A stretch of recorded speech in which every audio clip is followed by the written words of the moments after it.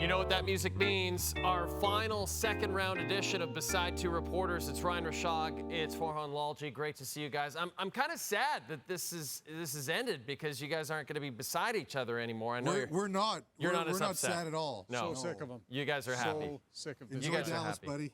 I don't think anyone could be as happy as as the Edmonton Oilers fan base right now, because they always knew Evan Bouchard was a great player, Ryan Rishaug, and now the entire world knows just how great he is, don't they? Well, yeah.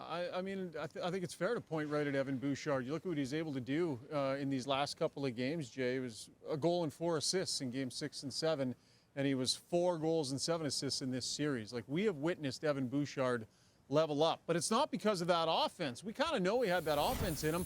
He was on the ice with the series on the line in the final minute. He played more minutes than any other Edmonton Oiler tonight. His defensive game is really rounded into shape. And it's a part of his game that he's been working on, but that's the part of his game that has been critiqued the most over the last number of years. But he's leveled up. The D game is very, very good, to the point where they would have him out there in the last minute. So good to close out the last couple of games of this series. And in a really tight game, they were counting on him more than anybody else. He has leveled up, and that's really good news for the Oilers. He was already a really good player. This is next level now. And Farhan, it can't be overstated. I mean, you're already missing Thatcher Demko, an all-world goaltender, and then you lose Brock Boeser for Game 7. How did you notice the team was affected by his absence? Well, I think they were affected on the ice. They were affected emotionally. And this goes back to the trade deadline, Jay. The Canucks had an opportunity and a real need to add an additional scoring winger that could play in their top 6. It was just one thing they simply couldn't get done. And even when they were fully healthy, they were short. You know, now you get Pettersson, who's not necessarily on his game right now in the playoffs, and then Brock Boeser out.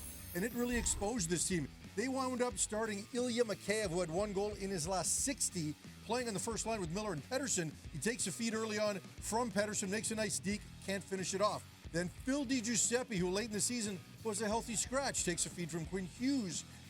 Right alone, can't make the play. And then in the third period, DiGiuseppe again took a pass from Pettersson. Same situation, in alone, can't make the play. And then you've got 4 minutes of power play time late in the first period without Brock Boeser.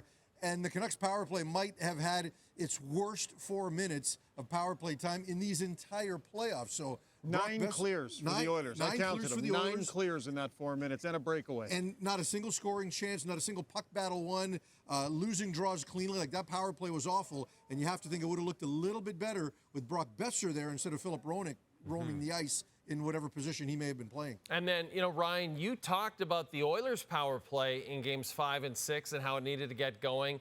Yeah. Ryan Nugent-Hopkins' power play goal ends up being the game winner in this one. Nugent-Hopkins was just incredible in his hometown, one of the best games we've ever seen him play. But not just that, Farhan alluded to it, that 4-minute power play for the Canucks, the Oilers, and Chris Knobloch talked about it afterward too. It was really the turning point of the whole game in many ways.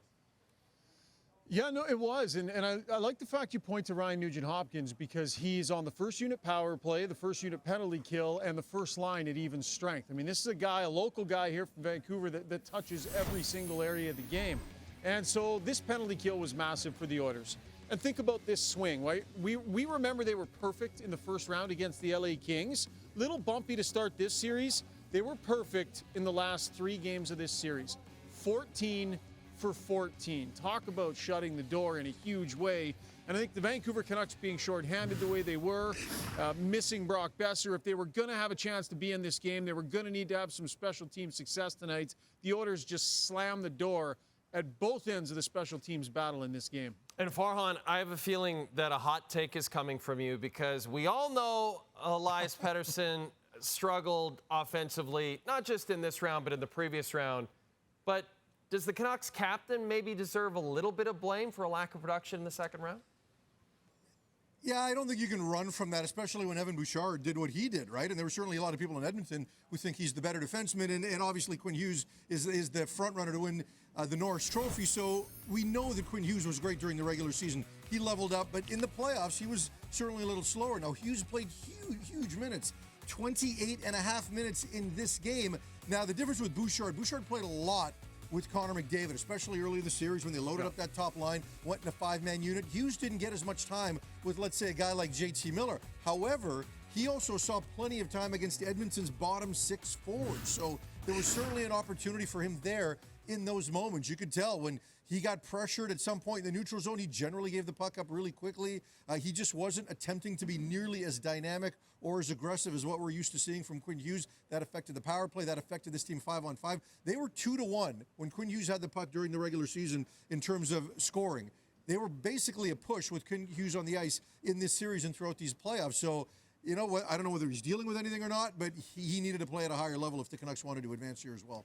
Guys, you're like peanut butter and jelly, delicious individually, even better together. I'm going to miss you together. You're the best. This has been Beside Two Reporters.